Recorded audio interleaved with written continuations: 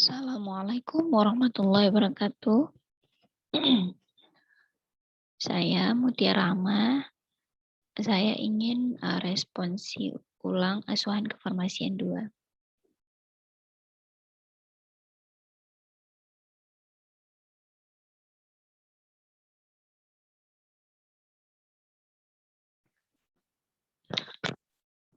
Kedua yaitu ada resep. Soalnya apakah resep tersebut memenuhi kelengkapan resep? Jelaskan jawaban Anda. Nah, sebelumnya saya hanya menyebutkan saja beberapa dari resep ini, dan saya cuma menyebutkan uh, syarat dari uh, kelengkapan resep tersebut. Jadi jawaban yang betulnya yaitu nama pasien lengkap, umur pasien lengkap, jenis kelamin lengkap, BB atau tinggi badannya tidak lengkap, nama dokter lengkap, alamatnya tidak lengkap, nomor teleponnya juga tidak lengkap, parafnya lengkap, tanggal penulisan resep lengkap, bentuk dan kekuatan sediaan, stabilitas obat tercantum lengkap, kompatibilitas tidak digunakan dikarenakan resep tidak menggunakan obat campur.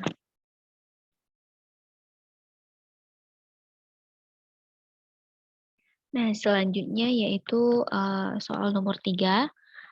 Soalnya yaitu sebutkan 5 kategori penyimpanan obat di rumah sakit beserta contohnya. Nah, sebelumnya juga saya hanya menyebutkan saja dan tidak menjelaskan beserta saya tidak menyebutkan contohnya. Nah, di sini jawaban yang benar yaitu kategori penyimpanannya itu ada 5. Yang pertama itu sesuai dengan bentuk sediaan. Misalnya obat tablet sama tablet, sirup dengan sirup. Kemudian alfabetis sesuai dengan huruf alfabetisnya. Berurutan yaitu mulai dari A sampai Z. Kemudian sesuai dengan Vivo dan Vevo. Kemudian obat ini disimpan sesuai dengan suhu jika sediaannya termolabil disimpan dalam lemari pendingin disertai alat pengukur suhu, yaitu suhunya 2 sampai 8 derajat Celcius, sedangkan sediaan yang stabil disimpan pada suhu ruangan. Obat narkotika, psikotropika, dan perkusur disimpan dalam lemari khusus dan terkunci, serta pengeluaran obat ketiga tersebut harus dicatat di kartu stok obat yang perlu diwaspadai atau high alert. Contohnya itu larutan MgSO4 40%, NaCl3, dan diberi dengan tanda high alert. Kemudian obat lasa. Obat lasa ini dipisahkan jaraknya dan diberi label lasa. Contohnya itu seperti injeksi, epinefrin, dan efedrin diberi label lasa.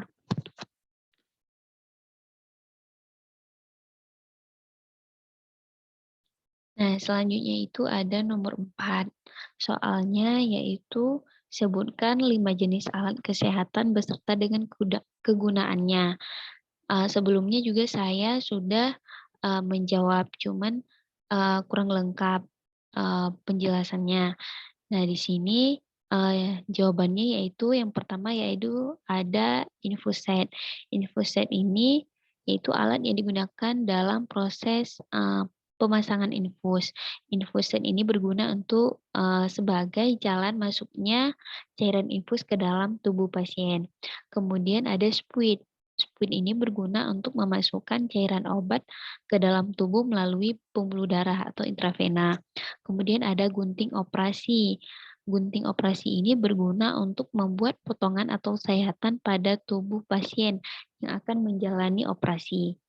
Kemudian ada vol kateter. Kateter ini berguna untuk dihubungkan dengan kantong urin untuk menampung jumlah urin yang keluar. Kemudian ada multi-check. Multi-check ini berguna untuk cek kadar glukosa, asam urat, kolesterol, dan uji kadar hemoglobin.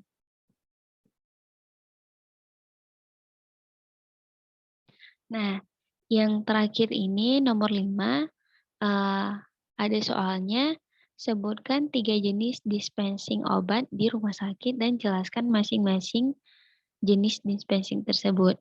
Nah, sebelumnya saya, eee, salah dalam menjawab soal ini, dan jawaban yang benar yaitu yang pertama, Unit Dose Dispensing System atau, UDDS. Itu merupakan metode pelayanan yang diterapkan di, eee, CLH, di mana sediaan farmasi obat oral dan injeksi pada pasien rawat inap dalam bentuk dosis tunggal dan diserahkan untuk sekali pemakaian selama pengobatan berlangsung.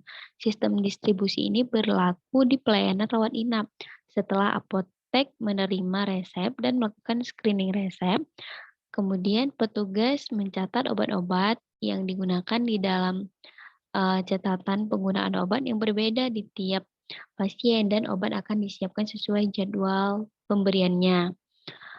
Kemudian individual, prescription, ini merupakan pelayanan sediaan farmasi obat dan alkes, kepada pasien secara individual dengan resep yang telah diberikan oleh dokter kepada si pasien tersebut. Kemudian sistem distribusi ini berlaku di pelayanan farmasi rawat jalan, serta pasien rawat inap yang mendapat resep saat pulang. Setelah apotek menerima resep dan mengecek kelengkapannya, petugas menghitung harga obat dan meminta persetujuan, si pasien. Yang ketiga itu ada floor stock. Floor stock, ini adalah stok obat yang ada di setiap, eee, nurse, stasiun yang berisi bahan medis dan alat kesehatan disposable yang digunakan, habis pakai, dan merupakan bagian dari pelayanan keperawatan.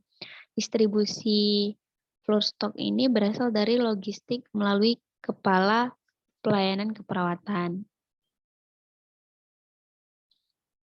Terima kasih, hanya ini yang dapat saya sampaikan. Assalamualaikum warahmatullahi wabarakatuh.